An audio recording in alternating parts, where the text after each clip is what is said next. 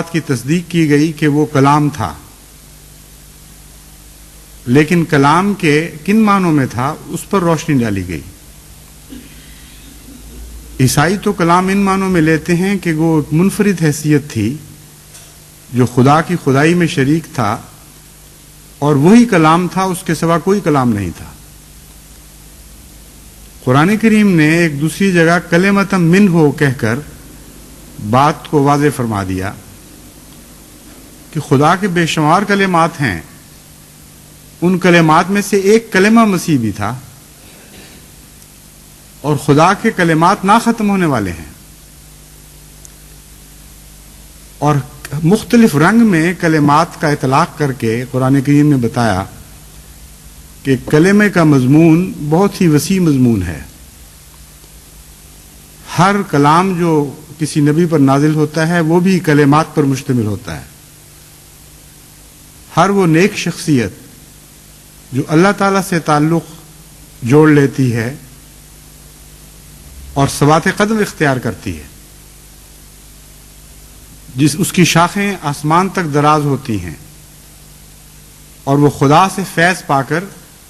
نئے نئے روحانیت کے پھل خود بھی کھاتی ہے اور دنیا کو بھی دیتی ہے،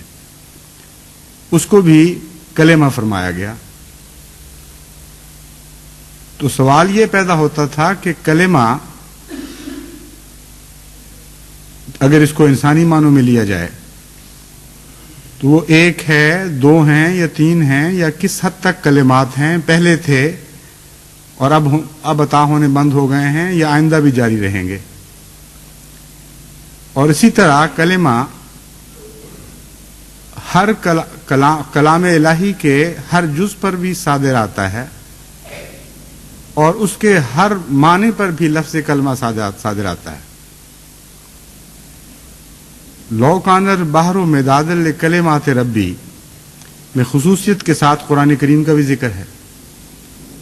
اور قرآن کریم کو تو ایک دوات نہ صحیح 2 یا 3 دواتوں میں یا درجن دواتوں سیاہی کی دواتوں میں لکھا جا سکتا ہے۔ تو پھر یہ کہنا کہ کلام الہی کو اگر لکھنا شروع کرو تو سمندر خشک ہو جائیں، اور پھر اور سمندر ہم لے کر آئیں وہ بھی خشک ہو جائیں، اور کلام الہی ختم نہیں ہوگا، کلمات الہی ختم نہیں ہوں گے، اس کے کیا معنی ہیں؟ اس کے معنی یہی بنتے ہیں کہ ہر کلمے کے اندر بے انتہا کلمات ہیں، نشانات ہیں اللہ تعالیٰ کے، اور وسیع مضامین ہیں۔ اگر مضامین کے اعتبار سے کھولا جائے تو لامتناہی کلمات ہو جاتے ہیں۔ تو کلام الہی کے بعد انبیاء کی ذات بھی کلمات کہلاتی ہے، اور صرف حضرت عیسیٰ علیہ الصلوۃ والسلام نہیں بلکہ ہر نبی ایک کلمہ تھا، اور خدا کے تمام نیک بندے کلمات ہوتے ہیں۔ چنانچہ ان الذین آمنوا وعملوا الصالحات میں جن مومنین کا ذکر ہے کہ ان کو جنات الفردوس عطا ہوں گی، وہ ہمیشہ ہمیشہ ان میں رہیں گے، نہ وہ کبھی ان سے تھکیں گے، نہ کبھی ان کو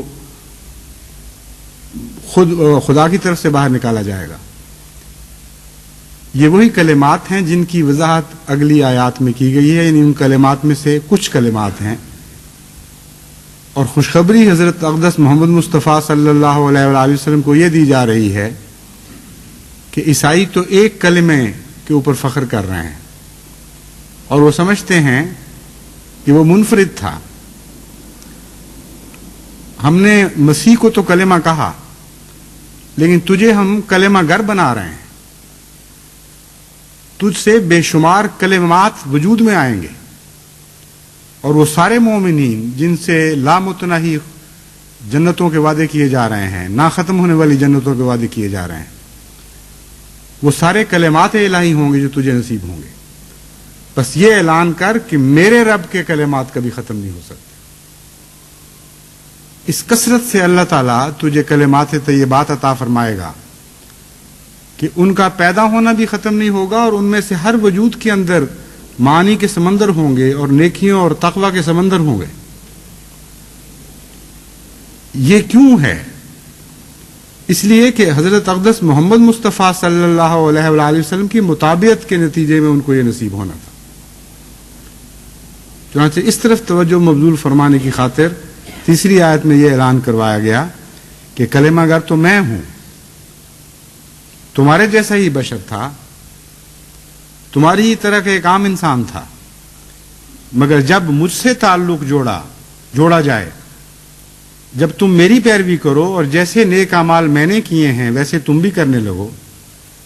اور جیسا توحید کو میں نے مضبوطی سے تھام رکھا ہے اس طرح تم بھی توحید کے ساتھ چمٹ جاؤ،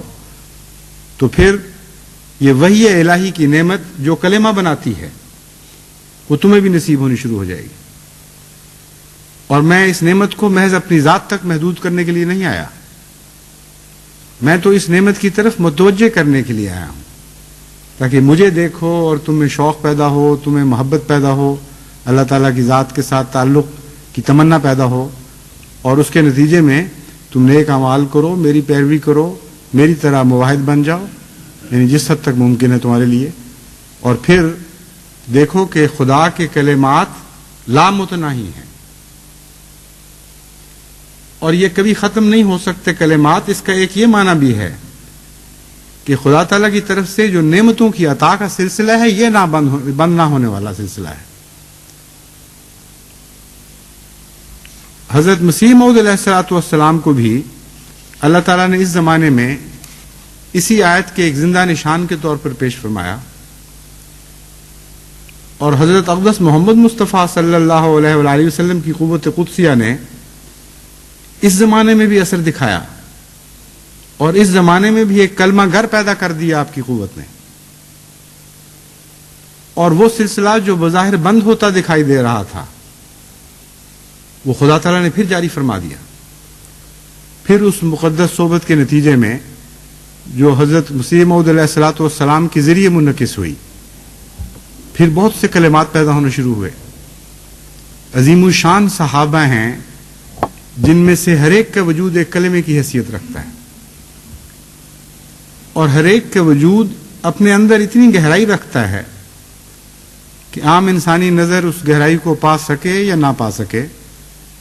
لیکن حقیقت میں ان کے باطن میں جو لازوال حسن جھلک رہا ہے اللہ تعالیٰ کی محبت کا، وہ ایک نہ ختم ہونے والا سمندر ہے. اور بسا اوقات یہ باتیں باطن ہی میں مخفی رہتی ہیں، اور دنیا کی نظر میں سوائے اس کے کہ کوئی مجبوراً خدا تعالیٰ کی طرف سے مقرر کیا گیا ہو اور مجبور ہو اظہار پر، ورنہ اکثر ایسے لوگ خاموشی کے ساتھ آتے بھی ہیں اور گزر بھی جاتے ہیں، اور انسانوں کی نگاہوں کا مرکز بھی نہیں بنتے. اور یہ سلسلہ دیگر کلمات کے علاوہ اپنی ذات میں یہ سلسلہ بھی نہ ختم ہونے والا ایک سلسلہ ہے. مکرم محترم حضرت چودھری محمد ظفر اللہ خان صاحب، جن کا وصال 1 ستمبر کو ہوا، میں یقین رکھتا ہوں کہ آپ بھی اللہ تعالیٰ کے کلمات میں سے ایک کلمہ تھے، اور ایک عظیم الشان مقام خدا تعالیٰ کی طرف سے آپ کو تقویٰ کا نصیب ہوا. جب میں یہ کہتا ہوں تو میں اس رنگ میں کہتا ہوں کہ گویا یہ میری دعا ہے، اور جب خدا کے مومن بندوں کو اپنے فوت شدہ احباب اور بزرگوں کا ذکر خیر کرنے کا حکم ہوتا ہے، وہ بھی فتوے کے رنگ میں نہیں بلکہ دعا کے رنگ میں، کیونکہ جہاں تک آخری فیصلے کا تعلق ہے، نیکی اور تقویٰ کا فیصلہ کرنا صرف خدا کا کام ہے.